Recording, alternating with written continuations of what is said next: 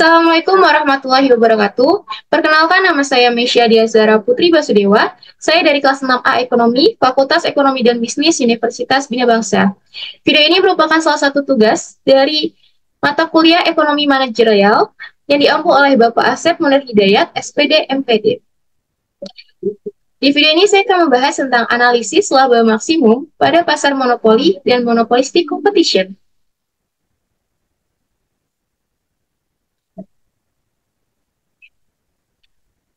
Di sini saya akan menunjukkan beberapa pembahasan yang akan saya bahas. Yang pertama ada pengertian. Pengertian yang akan saya bahas itu ada 3, yaitu pengertian laba maksimum, pengertian pasar monopoli, dan pengertian pasar monopolistik. Yang kedua ada faktor-faktor yang menimbulkan pasar monopoli. Yang ketiga ada terbentuknya pasar monopolistik. Yang keempat ada ciri-ciri pasar monopoli dan monopolistik. Dan yang terakhir ada kesimpulan. Yang pertama yaitu pengertian.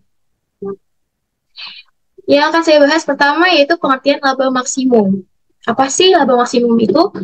Laba maksimum adalah laba tertinggi yang dapat diperoleh oleh suatu perusahaan dalam suatu periode tertentu dengan mempertimbangkan semua biaya dan pendapatan yang terkait.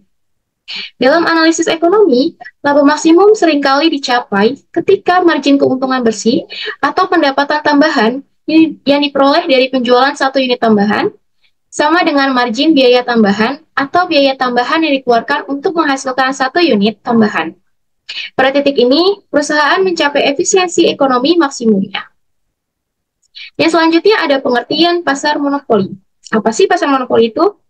Pasar monopoli adalah bentuk pasar di mana terdapat hanya satu penjual atau produsen tunggal yang menguasai pasar dengan produk atau jasa yang tidak memiliki substitusi yang sempurna.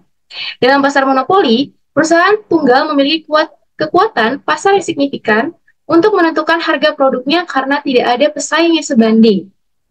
Hal ini berbeda dengan pasar persaingan sempurna, di mana terdapat banyak penjual dan pembeli dengan barang yang homogen, sehingga tidak ada penjual tunggal yang dapat mengendalikan harga.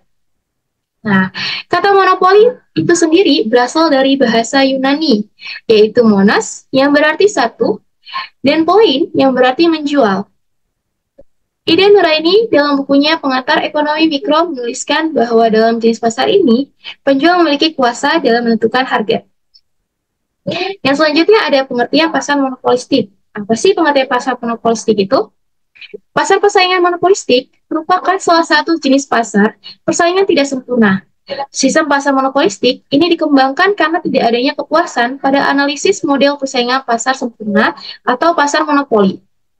Akan tetapi, jika kita lihat dari struktur pasar monopolistik, maka sistem tersebut lebih mendekati pada pasar persaingan sempurna. Namun, para produsen akan lebih berpartisipasi di dalam jenis pasar tersebut untuk menghasilkan sebuah produk yang berbeda dan mempunyai karakteristik sendiri. Yang kedua yaitu faktor-faktor yang menimbulkan pasar monopoli. Apa aja ya? Oke, faktor-faktor ini ada 7. Yang pertama yaitu kontrol atas sumber daya. Yang kedua adanya paten dan hak cipta. Yang ketiga biaya tetap tinggi. Yang keempat adalah keunggulan teknologi. Yang kelima kontrol distribusi dan rantai pasokan. Yang keenam ada eksklusivitas dalam penjualan. Yang ketujuh ada regulasi dan kebijakan pemerintah. Selanjutnya yang ketiga yaitu terbentuknya pasar monopolistik. Apa aja ya? Oke, terbentuknya pasar monopolistik itu, pada pasar monopolistik, produsen memiliki kemampuan untuk mempengaruhi harga walaupun pengaruhnya tidak sebesar produsen dari pasar monopoli atau oligopoli. Kemampuan ini berasal dari sifat barang yang dihasilkan. Karena perbedaan dan ciri khas dari suatu barang, konsumen tidak akan mudah berpindah ke merek lain dan tetap memilih merek tersebut walau produsen menaikkan harga.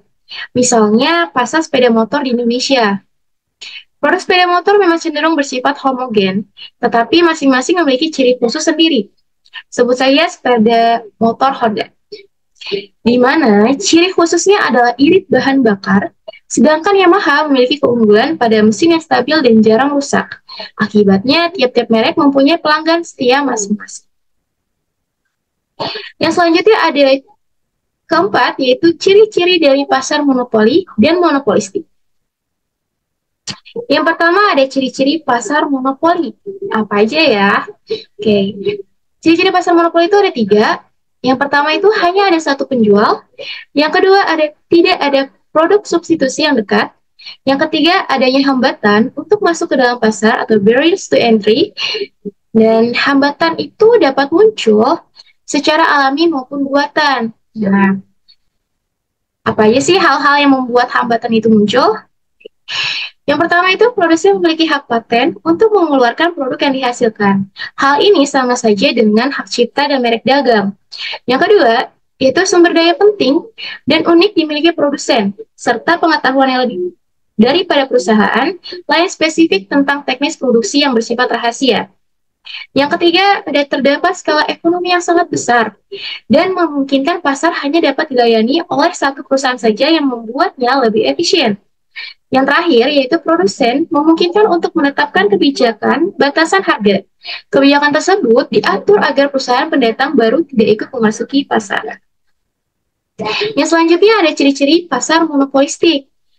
Ada berapa ya? Oke, pasar monopolistik itu ciri-cirinya ada 6. Yang pertama, terdapat banyak penjual dalam pasar. Yang kedua, terdapat diferensiasi produk. Yang ketiga, adanya penjual menentukan harga. Yang keempat, kendala masuk dan keluar. Kelima, promosi dan pemasaran intensif. Dan yang terakhir yaitu keuntungan jangka panjang. Nah, itu adalah materi yang saya bahas. Dan yang terakhir yang pasti yaitu kesimpulan. Oke, kesimpulannya, analisis maksimum laba dalam pasar monopoli dan persaingan monopolistik ini proses di mana produsen mencari tingkat produksi yang menghasilkan keuntungan maksimum.